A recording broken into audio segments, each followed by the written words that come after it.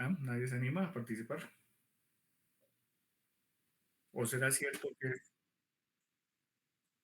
que, bueno, ese es un concepto que estaba existiendo hasta hace algunos pues, años, ¿no? Que se decía que el tiburón era inmuno al cáncer, pero aquí está, mire claramente, como les demuestro, que el tiburón ha hecho una lesión tumoral, y si ustedes la quieren describir semiológicamente, una lesión tumoral exofítica, que qué tipo de sea, puede ser un escamo celular, bueno, lo que sea. Entonces, la primera falsa premisa que tenemos que abordar es que el tiburón realmente no es un animal inmune al cáncer, pero sí es menos o tiene una tendencia menor al desarrollo del cáncer. En cambio, este pequeño animalito que a todas vistas no es muy bonito, que digamos, que es un animalito que vive en el África, seguramente ustedes vieron las diapositivas, que se llama la rata rasurada o el ratopín rasurado. Es un roedor que su nombre científico es Heterocephalus glaber, y que no se sabe todavía por qué no desarrolla cáncer, ¿no? Él vive debajo de la tierra, al parecer no produce melanina, no bebe agua, tiene un metabolismo supremamente lento, pues como corolario, no es que sea un factor determinante, consume su propio excremento, pero se ha demostrado que del mismo tipo del material genético que maneja, no permite que se desarrolle cáncer. E incluso, y pues ojalá que no se va a llegar a la extinción de este pobre animalito, se están utilizando ya extractos de la piel de este animal para poder tratar fenómenos como por ejemplo artritis reumatoidea, y también en algunos tipos de inyecciones para las arrugas, ¿sí? Y miren que usted ya lo publica Nature, que es una revista pues que ustedes saben de connotación mundial, por lo tanto hay que estar muy pendientes porque probablemente y ojalá en unos años y ustedes sean los médicos que ya manejen estos conceptos, pues es un animalito que no sufre nunca de cáncer. Aquí lo vemos, es otra imagen bastante cercana para que lo tengan presente. Bueno, entonces la primera parte de la charla la vamos a enfocar a lo que son los síntomas generales en el paciente oncológico. Y créanme que cuando hice la charla lo revisé, lo recontra revisé, lo evalué, lo volví a evaluar para que tratara de sacar una información específica y que sea de utilidad para ustedes, y lo he tratado de resumir en 17 puntos. Probablemente puede ser que se me escapen cosas, pero con que aprendamos estos 17 puntos creo que nos va a quedar un poquito más fácil poderlos identificar, estos síntomas generales. En primera instancia, piensen ustedes que el paciente en el cual sospechamos que esté desarrollando cáncer o que tenga cáncer ya, por ejemplo, en el caso de la mujer, siempre va a haber la presencia de un dolor pélvico crónico, una menstruación anormal. Y miren ustedes que muchas veces uno dice, no, pero probablemente yo conozco a alguna persona o yo mismo tengo esto. Pero todos estos signos que les voy a indicar y síntomas son simplemente para que ustedes estén más alerta. Acuérdense que el dolor pélvico crónico puede ser de mucha, de mucha importancia en los cánceres de ovario, en los cánceres de endometrio, acuérdense ustedes también, y por ejemplo sangrados o alteraciones en la menstruación, o que es algo muy grave, por ejemplo, un sangrado en la paciente posmenopáusica, es de vital importancia evaluar y descartar que la paciente no tenga un cáncer de cuello uterino. Hace poquito en el departamental tuvimos un caso de una señora que post histerectomía de hace 20 años hizo cáncer de cuello uterino. Entonces uno dice, pero ¿por qué si le extirparon todo el útero? Acuérdense ustedes que cuando se hace una histerectomía siempre se deja el muñón del cuello uterino, e incluso se recomienda siempre a esas pacientes hacerle citología, haciendo la salvedad que la paciente es histerectomizada. En segundo punto, tengamos presente los cambios en las evacuaciones, sea la que sea. Sangre en la orina, sangre en las heces, cambios en la coloración de la orina.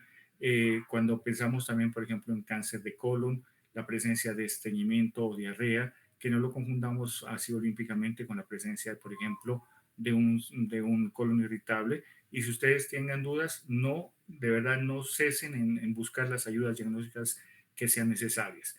También en la parte, por ejemplo, del cáncer de colon, cuando no hay una adecuada diuresis, cuando el paciente se torna con nicturia, cuando tiene sangre en la orina, definitivamente tenemos que descartar que se presente cáncer, sobre todo en la próstata. La presencia de edema, esto incluso era nuevo también para mí. A veces nosotros creemos que los edemas solamente se deben, por ejemplo, a insuficiencia renal, a insuficiencia cardíaca, a hipoproteinemia, pero miren ustedes que los edemas inexplicables, y particularmente en las piernas o el edema bimayolar, por ejemplo, puede ser un signo temprano de cáncer de ovario. En la parte de las mamas, ténganlo muy presente, cualquier tipo de aparición de masas, retracción de la piel, atención, cambios y retracción del pezón, decoloración en el pezón, supuración inusual por el pezón, hay que descartar la presencia de cáncer en la mama. En el caso de la mujer, pues saben ustedes que el plan obligatorio cubre la realización de mamografías y posteriormente de ecografías, pero también tener presente que el hombre puede desarrollar fácilmente la presencia de un SEA de mama. También en el caso del cáncer de pulmón, acuérdense ustedes la presencia de una tos crónica, especialmente cuando existe el antecedente de exposición a biomasa o de exposición al humo del cigarrillo, o la presencia también de exposición a algunos cánceres, por ejemplo, el mesotelioma, que se ha relacionado ampliamente con la exposición al asbesto. La presencia de cefalea crónica, aquella que dure más de 2 semanas, que no se alivie con medicamentos comunes, puede ser causa de un tumor cerebral. Y mucha atención también en los niños, ¿ya? La presencia de cefalea en un niño, cambios en la visión en un niño, también en un adulto, sin tener explicación alguna, podemos buscar y ojalá descartar el cáncer. Cuando existen hemianopsias o cuadrantopsias o cuando se presenta, por ejemplo, amaurosis especialmente unilaterales, hay que descartar un cáncer. En la parte, por ejemplo, digestiva, dificultad para deglutir. Acuérdense ustedes la presencia de cáncer, especialmente de esófago, de estómago, y también la presencia de cáncer de garganta o cáncer de pulmón, especialmente si existe, por ejemplo, también el antecedente del tabaquismo. La presencia de quimosis espontáneas o excesiva fragilidad capilar nos puede estar hablando de cualquier tipo de neoplasia hemolinfopoyética o de linfomas, especialmente y en nuestro medio que es tan frecuente la presencia de leucemias. La presencia también de equimosis o fragilidad capilar ante traumas mínimos o por ejemplo la presencia también de excesivas aparición de equimosis en zonas de presión nos obliga a descartar definitivamente la presencia de leucemias. La presencia de fiebre en primera instancia inexplicada. Acuérdense ustedes que una fiebre alta o febrícula persistente puede estar indicando una alteración del sistema inmunitario muy correlacionado con neoplasias como los linfomas o las leucemias. La presencia de lesiones en la mucosa oral y la lengua, especialmente personas que fuman o toman mucho licor, puede estar reflejando la presencia también de muchos tipos de cáncer de boca.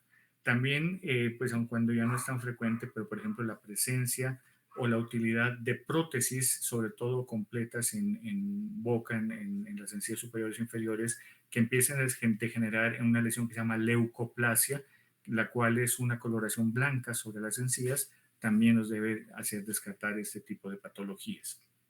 También, y les traigo una pequeña mnemotecnia que es muy fácil de aprender, cambios en la piel que lo podemos evaluar, miren ustedes con esta mnemotecnia que es el ABCD. A de asimetría, en la cual se habla de cualquier tumor o nevus que cuya mitad no se parece al otro lado. El borde, en el cual los bordes son irregulares o borrosos, o la presencia de un color muy oscuro que sea negro o marrón.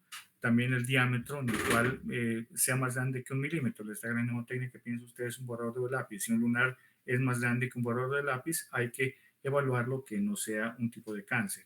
Y por último, la evolución. Eso quiere decir a cualquier tipo de lunar o nevus que crece, sangra o cambia con el tiempo. Entonces acuérdense que la piel, que es un órgano tan extenso, debemos descartarle de acuerdo a esta mnemotecnia A, B, C, D, E con respecto a los cambios en la piel. También debemos descartar, disculpen que me atrasé aquí la presencia de cualquier persistente inexplicado, ¿sí? O sea que no hemos podido saber si se trata de un problema de vesícula, de una liquiasis renal, de la presencia de una tendinitis, de una cefalea inexplicable, de un dolor, por ejemplo, a nivel del hipocondrio izquierdo, en la zona del vaso, siempre descarten. Y por eso les digo, no escatimen en esfuerzos diagnósticos para hacerlo. Acuérdense ustedes, en el rural van a tener la oportunidad, ustedes ya van a ser médicos graduados, de pedir tags, deben saber, por ejemplo, cuando ustedes hagan sus rotes con los profes de cirugía, de medicina interna, de gineco, de pediatría, cuáles imágenes son más compatibles con procesos malignos. Por ejemplo, por decirles algo, si ustedes están sospechando una neoplasia a nivel, por ejemplo, de la hipófisis, deben saber que no solamente se pide TAC cerebral, sino que se debe pedir, por ejemplo, TAC cerebral con proyección de silla turca, o lo mismo una resonancia nuclear magnética con proyección de silla turca.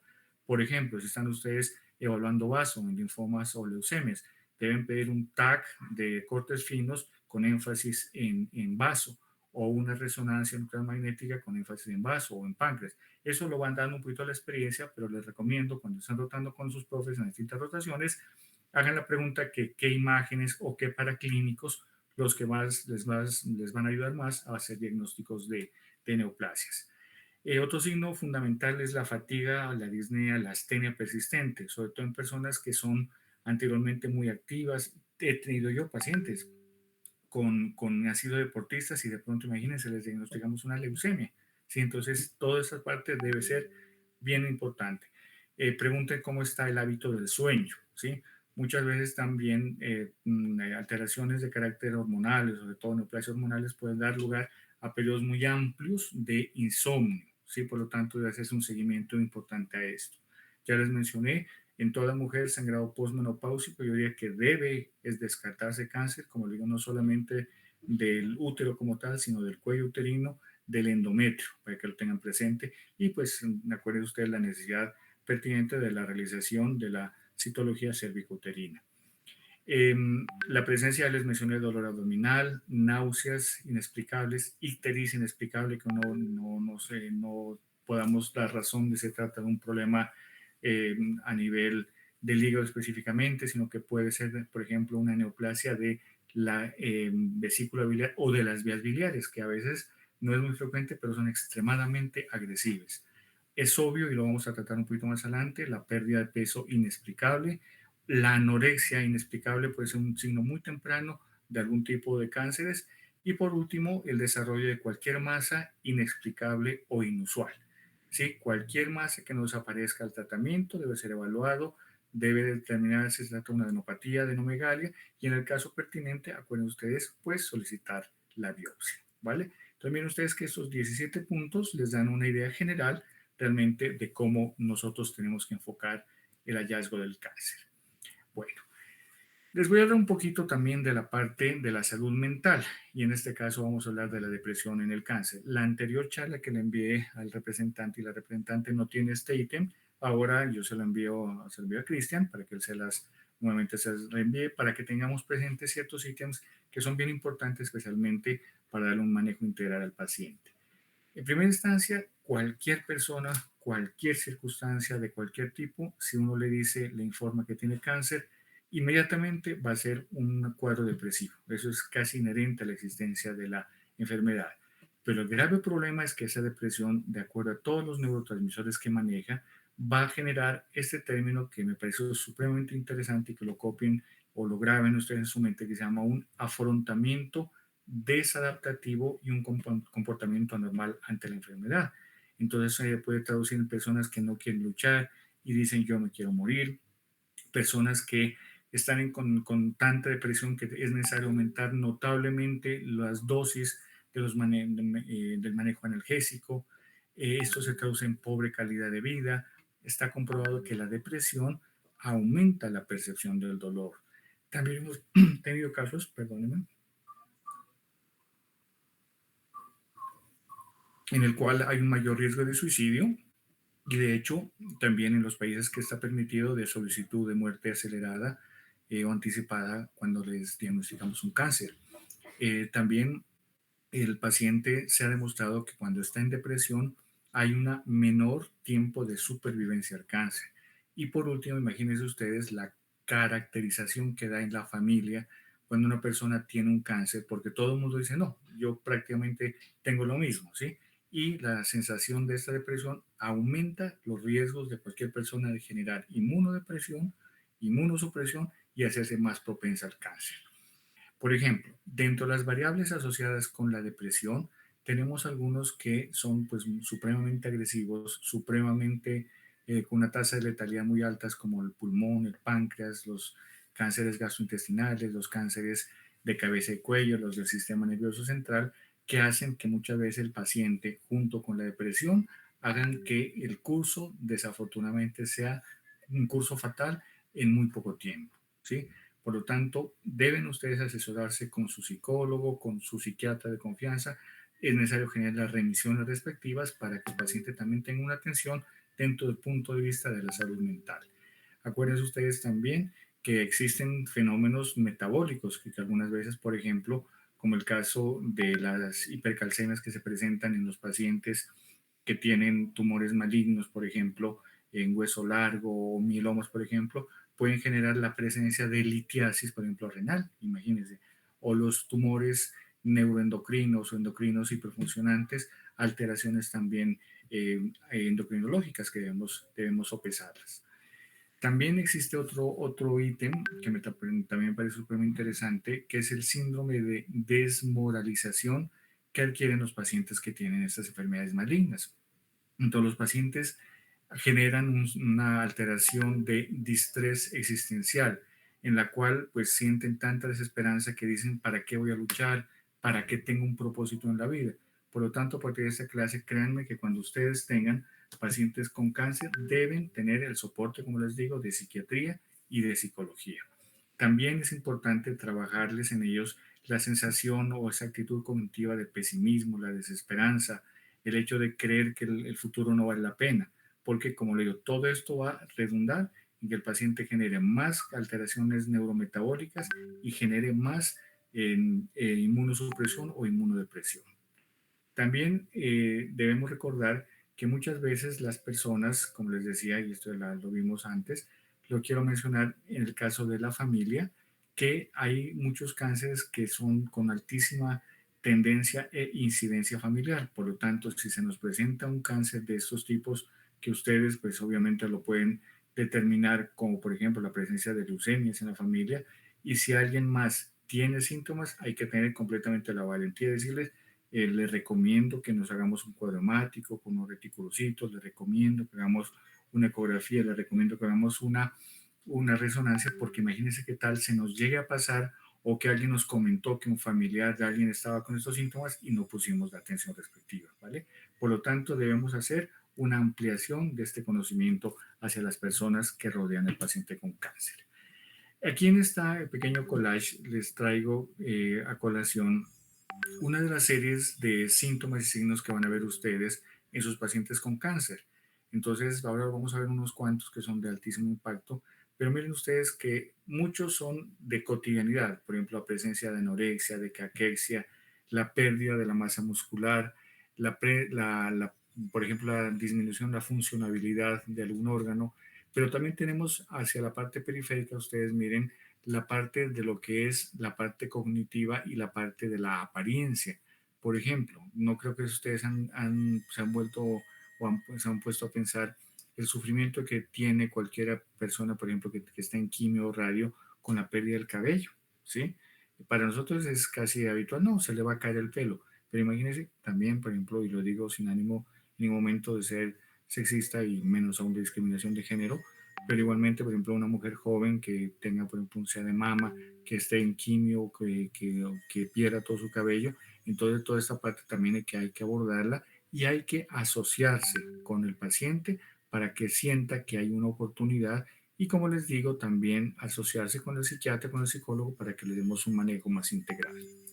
Bueno, en el caso de la caquexia, que es uno de los signos tempranos y muy importantes del cáncer, quiero que lo aprendamos a diferenciar en la caquexia, que es un término ya medido, que se trata de una pérdida del peso mayor al 5%, pero que también se acompaña de una palabrita que es muy importante, que es la sarcopenia, que no sé si alguien la conoce y alguien me quiere ayudar. ¿Qué es para ustedes la sarcopenia?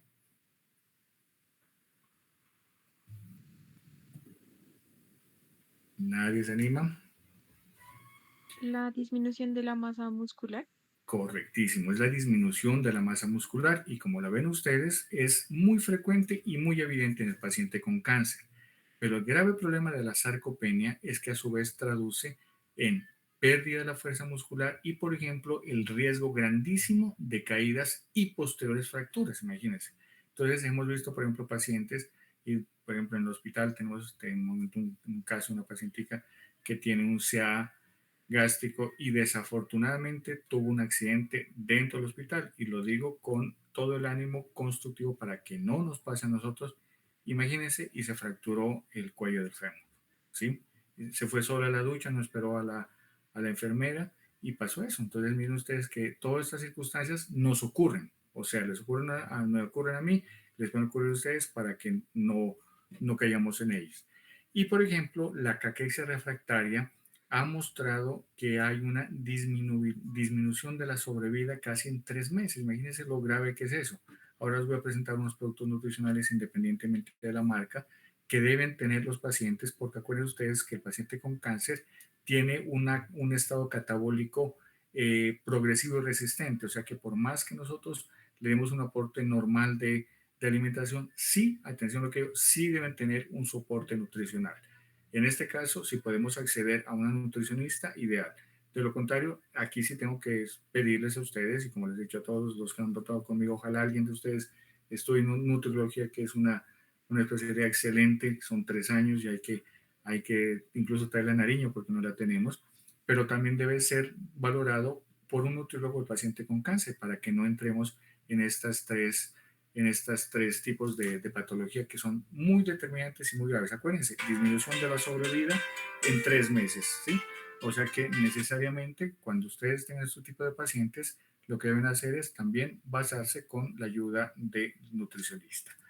También cuando vean ustedes esos casos de precaquexia, caquexia o ya la caquexia refractaria, deben buscar lo que se llama un counseling nutricional, o sea, alguien que haga una adecuada valoración de acuerdo a las herramientas que tienen los nutricionistas y evalúen en qué grado de desnutrición está. Porque acuérdense, entre más caquexia se establezca, menos sobrevida va a haber, ¿sí? Por lo tanto, les dejo de una vez esta recomendación, así como les digo que cuando manejen pacientes con cáncer deben tener el concurso del psiquiatra, del psicólogo y también del nutricionista. ¿Qué busca con una adecuada nutrición? Pues es obvio, mantener o mejorar la ingesta de alimentos, pero ¿cuál es lo que más manifiestan los pacientes con cáncer? Yo no quiero comer, no me sabe a nada la comida.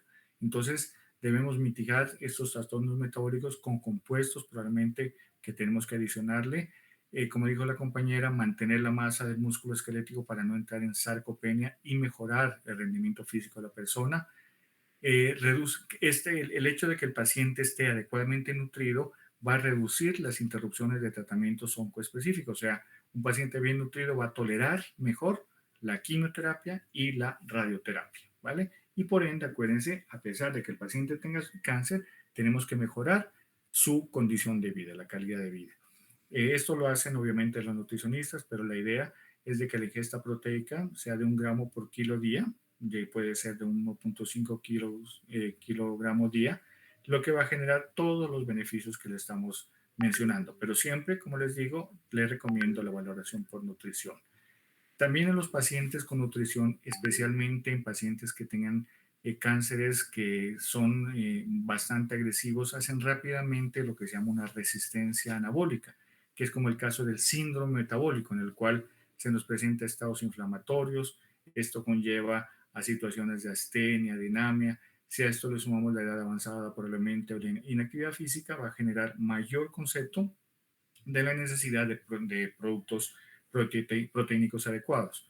También los pacientes renales, que muchas veces se asocia a esta patología, debe ser calculada la ingesta proteica de acuerdo a lo que nos determina la nutricionista, ¿vale? Por ejemplo, en nuestro medio existe un compuesto, en Colombia se consigue, se llama Suportan, que tiene varias características importantes. Tiene una alta cantidad de proteínas, tiene leucina, ácidos grasos con omega 3, hay el famoso EPA, que es el ácido eicosapentanoico, el ácido decosaxexohexanoico, estoy sin gafas, excusa, y lo pueden, incluso soportan, está en el plan obligatorio de salud, ¿no? También tenemos que tener presente, y es una pregunta bien frecuente, de que si la persona se le puede, entre comillas, y eso ustedes van a tener que aprender, le van a decir, ¿por qué no le manda unas vitaminas? Ya siempre les va a decir las personas. Entonces, la idea es de que ustedes hagan una medición, y también en nuestro plan obligatorio está medición, por ejemplo, de los niveles de vitamina E, los niveles de vitamina D, los niveles de vitamina C, la presencia, por ejemplo, de la creatina, porque tampoco se justifica llevarlos a una hipervitaminosis. O sea, yo en mi caso, en mi consulta con médico familiar, repongo las vitaminas que veo que están en déficit. De lo contrario, lo que van a generar ustedes es una hipervitaminosis. Y también deben tener presente que algunas personas, bueno, pues acuérdense que yo no tengo nada que ver con casas comerciales productoras de medicamentos, ni menos aún las casas productoras de alimentos o productos pues, de medicina alternativa. Pero muchas veces vemos que a los pacientes, la gente con la mejor intención dice, no, pues cómprate este batido de, perdón, utilizo un nombre comercial de Herbalife, o este de batido de Jambal. No, acuérdense, en mi caso, yo lo que aporto al paciente es lo que encuentro deficitario. De lo contrario, vamos a incluso a tener más problemas, especialmente en la parte renal. Acuérdense de otros síntomas que puede haber. En el caso gastrointestinal, náuseas, vómito, gastroparesia, o sea que la persona se torna con dificultad para la evacuación, serostomía, estreñimientos, que hemos dicho dolor, depresión, ansiedad, y algunas alteraciones metabólicas que son secundarias, como por ejemplo el hipertiroidismo, insuficiencias suprarrenales y hipogonadismo en el hombre. Bueno, en el caso del manejo farmacológico, miren ustedes, no sé si ustedes conocen este producto, si se los han, algún profesor los han mencionado, se llama Megase, Megase, lo venden en Colombia con ese nombre, es el acetato de megestrol. Miren ustedes que este es un medicamento que se usa para ayudar a las personas a tener hambre, ¿ya? Y aumentar su consumo de alimentos. Entonces, este Megase lo hemos utilizado en el hospital, es bastante útil, acetato de megestrol. Perdón, repito lo anterior para que lo miren acá, ¿sí? Esta es la dosis, que es 480 miligramos día. Debe tener una duración de 12 semanas, pero créanme que ayuda, ¿sí? Y ayuda en aumentar de peso, ayuda en aumentar el apetito, y no es un placebo, ¿vale? Eso lo utilizamos en el hospital. También muchas personas preguntan, le damos a un paciente con cáncer glucocorticoide, especialmente dexametasona, y entonces aquí es donde tenemos que saber nosotros que las corticoides tienen indicaciones evidentes, ¿sí? O sea, fenómenos que son completamente inflamatorios, reacciones alérgicas agudas, manejo en el shock. Pero si el paciente no entra dentro de este grupo, los corticoides no están indicados, tenganlo muy presente, porque hay personas que dicen, no, es que esto le va a aliviar. Pero entonces nosotros le decimos, ¿aliviar a costa de qué? En primera instancia, que todos los corticoides, y saben claramente ustedes, producen disminución de la inmunidad, inmunosupresión, y también aumento de la glucosa, o sea que el paciente, que bueno, este medicamento puede generar hiperglicemia en los pacientes. Por lo tanto, aquí está, que es una evidencia 1B, que realmente no tenemos evidencia adecuada para dar glucocorticoides para mejorar el apetito y el peso. Deben tener presente otro ítem con respecto a los pacientes, y aquí está muy bonita esta diapositiva en el sentido de que el paciente debe tener confort y control de los síntomas. Por eso ustedes han visto que cuando los pacientes los llevan a hacer una quimioterapia, miren ustedes que son salas, incluso las del hospital, agradables, son con cojines mullidos dentro de un sofá muy bullido, hay música, un ambiente que sea soleado, porque toda esa parte está comprobado que aumenta también la expectativa de vida. Deben también dar lo que les estoy mencionando, al mínimo las medidas invasivas. Por ejemplo, nosotros en el departamental, en el piso que trabajamos, eh, cuando tenemos pacientes con CA o algún tipo de problema maligno, tratamos al mínimo de utilizar los medicamentos intravenosos. Por lo tanto, nosotros vemos mucho que tratamos al máximo de fortalecer la vía oral, porque acuérdense, también es una vía de ingreso para un paciente inmunosuprimido. Y lo que decía previamente, la suplementación, cuando no está indicada, no debe darse, y más aún con productos que no tengan las características y los registros de INVIM. Y como el caso, por ejemplo, de la dexametasona, solamente cuando sea necesario, ¿vale? Eh, También otra parte es fundamental, y creo que los que han pasado o hemos pasado por familiares queridos que han tenido cáncer, tenemos que también tener una pauta de manejo y de protección a los cuidadores. Cuidar a un paciente con cáncer no es como cuidar a un paciente que tiene una apendicitis o una posapendicectomía, ¿sí? O sea que deben, por favor, asesorar, educar a los cuidadores para que de esta manera tengan la posibilidad de realizar una labor consciente, pero que sea con, como le diga, con un descanso adecuado. No pueden someter a un cuidador a que sea los 7 días de la semana que esté cuidando a un paciente porque se agota y a veces acaban muy enfermos también. Deben educar a los cuidadores sobre los alimentos que pueden darle y los que no pueden darle. Por ejemplo, los alimentos que hemos mencionado que sean ricos en proteínas, que sean altos en calorías, ricos en nutrientes, que les ayude a ganar de peso. Pero en cambio, por favor, desmitifiquemos y quitemos de completa veracidad de esas dietas de moda u otros, esos suplementos que dicen, no, que esto te va a ayudar. Pues es que tengo que mencionarles que yo estoy suscrito a varias publicaciones científicas. Yo todavía me llevo algo que al fin la cura contra el cáncer de pulmón. Y eso digo, pero obviamente la medicina ha avanzado muchísimo en el manejo, ya hay algunas evidencias sobre el manejo de cáncer de pulmón, pero no la cura. Y cuando sopes abro el link me dicen no, que es un extracto de, de escorpión azul que lo hacen en Cuba. Bueno, yo dije, pero ¿cómo es posible que ya llegue a estos niveles? Y al poco tiempo salió también en la revista Cambio, sí que les sugiero siempre que ustedes también leer aparte de medicina otras publicaciones que nos nutren como médicos, que se estaba desenmascarando a una estafa que decía que con esto se podía curar el cáncer de pulmón, pero que había que consignar como 800.000 pesos, una cosa. Entonces, por favor, lo que no tenga evidencia, lo que no tenga registro, pues para nosotros será completamente prohibido, ¿vale? Y por último, tener unas consideraciones con respecto a lo que hacemos nosotros en la casa, o sea que al paciente debemos darle comidas pequeñas para que no se sienta plenitud tan rápidamente, más bien comidas pequeñas, frecuentes y con alto contenido calórico. Acuérdense del acompañamiento psicosocial y recordar que la base de la nutrición será la comida. Los suplementos no reemplazan las comidas, porque a mí me decían, pero doctor, por ejemplo, ¿cuántos censos reemplazan un almuerzo? Ninguno, no. Tiene que comer su comida y por eso se llaman suplementos o complementos. ¿Listo? También tenemos que tener presente que algunas veces cuando el paciente se torna muy difícil para la deglución o por ejemplo que se encuentre en un estado neurológico no competente, pues nos toca colocar sonda, ¿ya? Pero la sonda para sonda enteral o un temporal enteral solamente se hace con el visto bueno. En este caso tenemos que remitirnos a la especialidad tratante, llámese quimio, radio o cirugía oncológica, y no ofrecer rutinariamente a todos. ¿Sí? Es importantísimo eso. También muchas veces podemos encontrar que el paciente ya no desea comer, ya se siente completamente avanzado su problema maligno. Entonces, en esos casos, algunas veces son raras las veces, pero que mandamos al paciente a la casa con nutrición enteral. Pero siempre y cuando la EPS o su aseguradora le vaya a asegurar los medicamentos para nutrición enteral.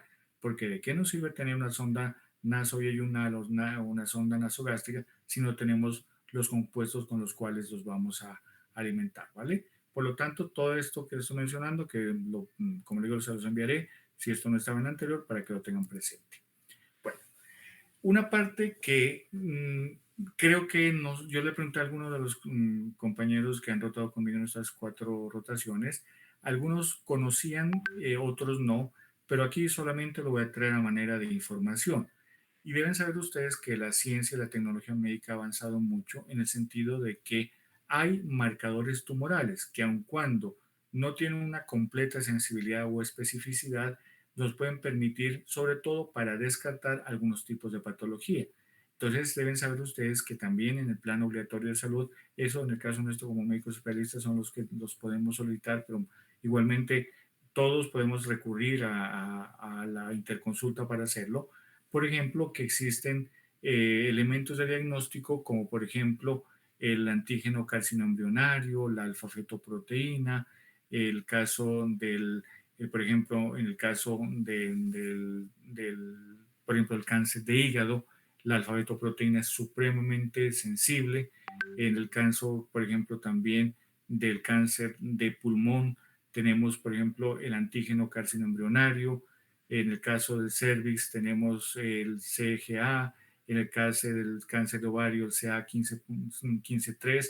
Entonces, todos estos son ayudas diagnósticas que están en cualquier publicación. Ahora les voy a indicar lo que voy a decir para que vean la cantidad que hay, pero que sepan que podemos pedirlos, ¿sí? Sobre todo cuando queremos descartar, acuérdense, descartar, porque la confirmación casi de manera absoluta va a ser por la biopsia o las lecturas de inmunistoquímica, ¿no? Que se debe hacer. Por ejemplo, miren ustedes el listado, lo traje simplemente a colación, sé que ustedes no lo pueden mirar aquí en la mano derecha de ustedes, pero todos estos son marcadores tumorales, que en un momento determinado ustedes lo pueden pedir. Por ejemplo, aquí también está una pequeña imagen donde pueden encontrar fácilmente los que se encuentran ampliamente relacionados con algunos tipos de cáncer. Bueno, y por último, y esta es una parte importante que quería mencionarles, es el manejo analgésico y sobre todo de algunos medicamentos que entraron y están entrando con mucha fuerza y que ya está disponible de ustedes. Pero lo primero que quiero presentarles es la escala visual análoga, la famosa escala de EVA, que va de 0 a 10. Esta es una forma muy sencilla de presentarla, donde podemos transmitirla cuando la persona no maneja adecuadamente el concepto numérico. Viene con unas caritas, ¿sí? Que uno mismo puede hacer una regla con estas caritas o copiarlo a esta y saber que el 0 será cuando no existe dolor y el 10 cuando será un dolor que casi es imposible de tratarlo, ¿vale? Entonces acuérdense, esta es la famosa escala de EVA, que en todas las historias clínicas ya la están viendo, aquí lo pueden describir. Entonces permite establecer una valoración del dolor que oscila entre 0 y 10, siendo 0 la ausencia de dolor y 10 un dolor insoportable. Ahora sí entremos en los medicamentos, que muchos de ustedes los conocen. Yo traté de hacerles un pequeño resumen de los que más utilizamos especialmente en el hospital y particularmente de los que están entrando con mucha fuerza, que de pronto algunos no los conocen todavía. Cuando nosotros hablamos de opiáceos, pues acuérdense ustedes que existe una serie de contraindicaciones, particularmente la posibilidad adictiva, ¿sí? Por lo tanto, deben manejarse con mucha prudencia. En primer lugar, tenemos la codeína, que es acetaminofén más codeína. Hay varias presentaciones. La más frecuente de todas es la que trae 325 de acetaminofén más 30 de codeína, que es la que venden en Colombia, bajo el nombre de Winadiner. Miren, paradójicamente, este es de venta libre, que no debería ser en deber porque la codeína tiene potencial también adictivo. Lo pueden utilizar uno cada 12 horas, pero siempre limitando el tiempo, por ejemplo, máximo 5 días, ¿ya? Por lo que les digo, como todo opioide, por la potencial adicción que puede generar. Luego tenemos este viejo amigo que también va a ser una salvación de ustedes en el rural, que es el famoso tramadol, ¿sí? El tramadol es un agonista como tal y inhibe la recaptación de la serotonina y es bastante potente. Es de los llamados opiáceos sintéticos. Pero miren que el tramadol tiene, por ejemplo, un gravísimo problema que da muchísimo vómito, muchísimo. Un amigo mío, también médico familiar, dice que el tramadol es sinónimo de vomitol, porque muchas veces cambiamos el dolor por vómito. Otra recomendación importantísima del tramadol es que tengan presente que puede hipotensar al paciente, o sea que pacientes que tengan como tal hipotensión por una circunstancia no deben utilizarlo y también deben, por favor, manejarlo con mucha precaución en pacientes que tengan antecedentes de epilepsia o riesgo de convulsión. En este caso es mejor no utilizarlo y siempre por periodos que sean controlados, 2 días, 3 días, 4 días, máximo 5 días, porque en ese caso el dolor ya debe estar completamente resuelto. El tramadol en Colombia también tiene una asociación que lo venden también con acetaminofén y lo venden también con diclofenac, ¿sí? Obviamente, pues en este caso el tramadol lo que actúa es como analgésico puro, pero los dos otros AINES lo hacen como de manera antiinflamatoria y por su efecto sinérgico. Bueno, el tramadol es amplísimo, miren, vienen ampollas, en el hospital utilizamos mucho de 50 miligramos, lo utilizamos intravenoso, intramuscular y mucha atención que el tramadol se puede utilizar por vía subcutánea, que es una vía muy fácil y es muy útil, ¿sí? Pero acuérdense, vómito, insuficiencia renal, convulsiones y sobre todo la presencia de fenómenos que generen algún tipo de adicción. Viene también en gotas, yo en niños no lo recomiendo porque uno no alcanza a medir en niños el efecto, por lo tanto, preferiblemente no.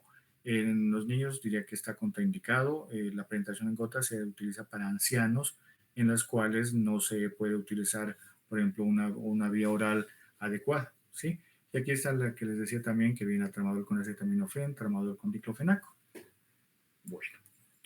Luego tenemos la hidrocodona. La hidrocodona es un derivado de la codeína, ¿sí?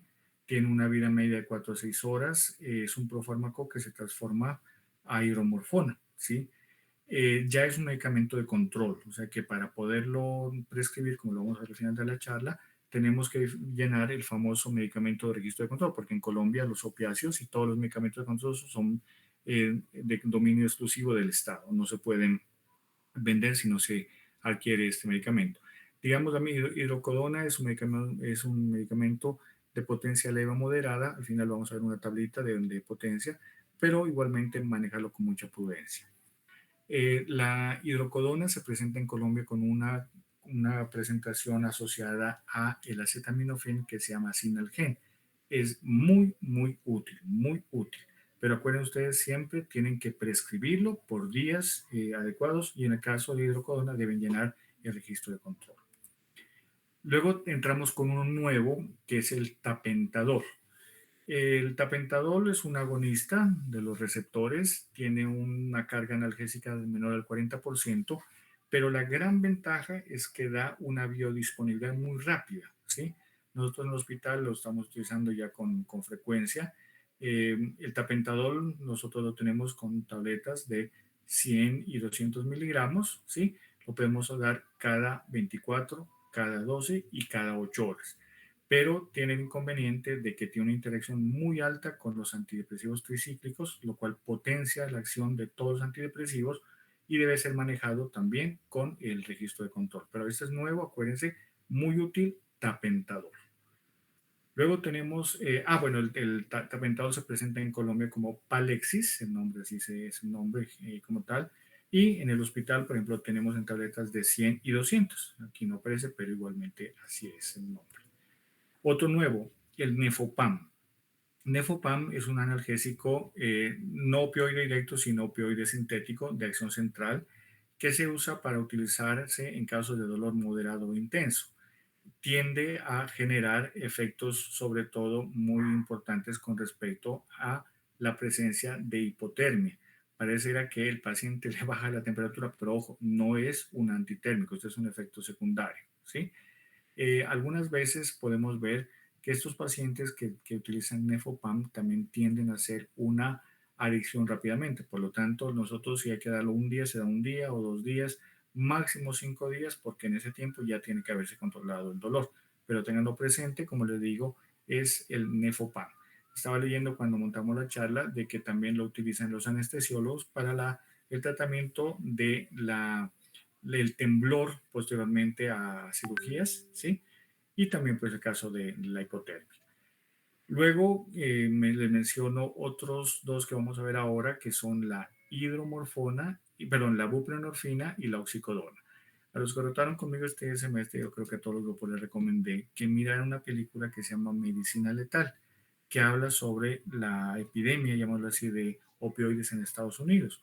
Y la oxicodona fue la principal responsable, porque los médicos se comprobaron en Estados Unidos, de acuerdo a unas dádivas que les daban, empezaron a formular oxicodona y luego se generó una realmente epidemia. Por lo tanto, oxicodona, a pesar de que es un excelente analgésico, deben tener presente que genera altísima adicción. Y el otro nuevo es la buprenorfina. La buprenorfina es un parche, ahora se utiliza también en un sistema que se llama sistemas transdérmicos. La buprenorfina viene en parches de 20 miligramos, también de 50 miligramos. En el hospital lo utilizamos de 20 miligramos, el cual se coloca sobre la escápula izquierda o derecha y se cambia cada 4 días. La buprenorfina es 50 veces más potente que la morfina. O sea, que tenganla presente para los casos de dolores crónicos y mire la vía tan excelente que es la vía transdérmica. Y ya hay otros medicamentos que ya pues son ampliamente conocidos por ustedes como el fentanilo y la metadona, que solamente se utilizará en casos complejos y hoy casos de dolor intratable. Porque acuérdense, pues obviamente va a generar alteraciones del sensorio, particularmente el fentanilo. Luego tenemos la famosa morfina. La morfina pues es un medicamento, un opiáceo ampliamente utilizado a nivel mundial. deben tener presente que tiene una acción casi que inmediata. A los 20 minutos el paciente ya genera una respuesta a la morfina, una vida media de 2 a 4 horas, pero con un altísimo potencial de adicción, ¿sí? Lo hemos visto en el hospital y con muchos pacientes que hemos formulado y he formulado yo con morfina, que en serio, a los segundo día, a veces el paciente dice, doctor, ¿por qué no me colocan ese medicamento que es el único que me ayuda? Y no es tanto ellos por el sentir el alivio, sino por el estado de una sustancia psicoactiva como la morfina, pues que los lleva a adicciones muy rápidamente, ¿sí? Deben tener muy presente, por ejemplo, que no se puede utilizar con pacientes que están recibiendo antimicóticos como el ketoconazol o pacientes que están utilizando rifampicina. Entonces, mucha atención con pacientes como que tengan tuberculosis. La morfina es propiedad del Estado. Acuérdense, también hay que llenar como tal el vademecum. Viene, por ejemplo, también en ampollas y en gotas para aquellos pacientes que no pueden deglutir. Esta charla, como saben ustedes, es solamente dedicada a adultos. Cuando estén en pediatría, preguntarán ustedes a los profes de hematopediatría, sobre todo el manejo analgésico en pacientes pediátricos que tienen problemas oncológicos, que también tienen un manejo completamente distinto. Este es el registro de control. Miren ustedes que todos los opiáceos es un monopolio del Estado y tienen que llenar todos estos datos y un registro que les da la clínica o el hospital donde estén trabajando. Pero aquí viene la recomendación. Cuando ustedes estén haciendo su rural, les van a dar un registro transitorio por el rural. Entonces van a tener que formular morfina. Por favor, háganlo calmadamente. Llenen todos los espacios. Que la posología de ustedes puede ser mal interpretada, por ejemplo, y de pronto formulan 20 ampollas de morfina de una sola vez, el paciente, por ejemplo, reclama las 20 y luego las vende, porque la morfina es similar. Imagínense, pues aquí ya creo que pensarán ustedes con todos los derivados opiáceos que hay en el mercado y todas las utilidades que puede dar malavidas. Por lo tanto, muchísima precaución con esto, ¿no? Porque acuérdense que tienen que ser formulados a través de los registros del Estado. Por ejemplo, aquí está claramente, mire, por 15 días, las gotas como tal, deben hacer el cálculo cuántos ampollas, cuántos frascos van a utilizar en estos días, por lo tanto, obligatoriamente deben hacerlo muy bien. La hidromorfona ya lo mencionamos, también es un agonista que es un poco más débil que la morfina y que los otros que estamos mencionando. Deben tener presente también que actúa como interacción con la fenitoína, que es para convulsiones, rifampicina en caso de TBC, barbitúricos como el fenobarbital, ¿sí? Por lo tanto deben tener mucha precaución. La hidromorfona también viene en ampollas, se puede utilizar como alternativa a la morfina, por ejemplo, cuando el paciente esté generando demasiado adicción a la morfina, uno lo puede pasar a la hidromorfona o a la metadona, pero eso lo harán pues con todos los ajustes respectivos. La oxicodona, como les menciono, es un opioide semisintético, generó muchísima dificultad, es la responsable realmente de la epidemia de los opiáceos, que ustedes lo tienen presente. Es un opioide, como les digo, entre moderado y potente, y muchas personas desafortunadamente hacen adicciones severísimas a este tipo de medicamento. Miren ustedes hacia abajo que pueda interactuar con la sertralina, la fluoxetina y otros medicamentos también como la rifampicina. La oxicodona la ven aquí, en Colombia se presenta como Endol. Hay tabletas de oxicodona de 10, 20 y 40. Y si ustedes lo ven acá, en algunos casos se asocia con naloxona. Acuérdense que la naloxona es el antagonista de todos los opioides. Cuando se presenta como tal intoxicaciones por opioides, acuérdense, cualquier tipo de opioide es inhibido por la naloxona. El nombre comercial en Colombia de la naloxona es Narcan, para que lo tengan presente. La buprenorfina, ya lo mencioné, es un parche, como le digo, que se utiliza ahora la parte transdérmica, se cambia cada 4 días, es bastante cómodo, pero miren ustedes que es más potente que la morfina. Por lo tanto, mucha precaución y sobre todo que los pacientes no pueden utilizar alcohol mientras estén con el parche de buprenorfina. También tratar de no utilizarlo simultáneamente con benzodiazepinas, ¿sí? Porque pueden potenciarse completamente su acción.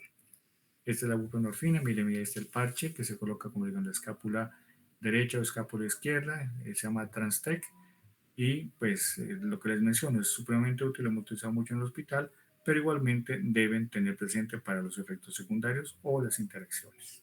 El fentanilo, pues es un medicamento que muy rara vez se utiliza como analgésico, porque acuérdense ustedes, da inmediatamente una alteración de la conciencia y en este momento con todas las contraindicaciones y efectos secundarios por desafortunadamente todos los procesos y fenómenos que hay ligados a la producción ilegal de fentanilo, ¿sí?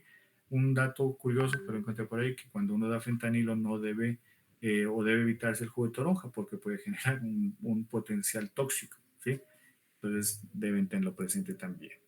Aquí está el fentanilo que también viene en parche transdérmico. Acuérdense ustedes que ahora la parte transdérmica está entrando fuertemente. El fentanilo se llama Durogesic, pero acuérdense que son para dolores intratables y valorar muy adecuadamente la parte de la alteración de la conciencia porque pues lo pueden llevar a un paro respiratorio. Aquí esta tablita yo la traje de cuando yo hice mi diplomado de manejo de dolor y miren ustedes que este es muy sencillo porque tomando como base, ¿sí? La morfina, encontramos la potencia de cada uno de los fármacos que hemos mencionado. Por ejemplo, la hidromorfona por 5, la oxicodona solamente por 1. Entonces, si ven ustedes todos los opiáceos y algunos opiáceos eh, sintéticos en la cual podemos ver también lo que se llama la rotación, ¿no? Que pueden rotarse de acuerdo a esta guía, ¿sí? Y deben saberlo de acuerdo a la potencia, ¿sí? Esta guía es tomada, como digo, del diplomado que hice yo, es de absoluta garantía, ya la van a tener ustedes también para que sepan cómo rotar opiáceos cuando sea necesario. Ahí la parte de arriba está la conversión morfina con otros tipos de opiáceos. Listo, mis doctores. Entonces, esto es lo que les quería comentar con respecto a la parte del manejo del paciente con cáncer. Es imposible pensar que en una hora pues podamos hablar de todo lo que conlleva esto, pero estas pequeñas consideraciones tenganlas presentes especialmente cuando estén haciendo sueño rural, porque seguro les va a tocar manejar, como les digo, o un post quirúrgico de un cáncer, un post quimioterapia de un cáncer, una post radioterapia. Entonces deben hacerlo de la manera más adecuada, ¿vale? Entonces me despido, les agradezco muchísimo su atención y pues ya nos vemos en próximo.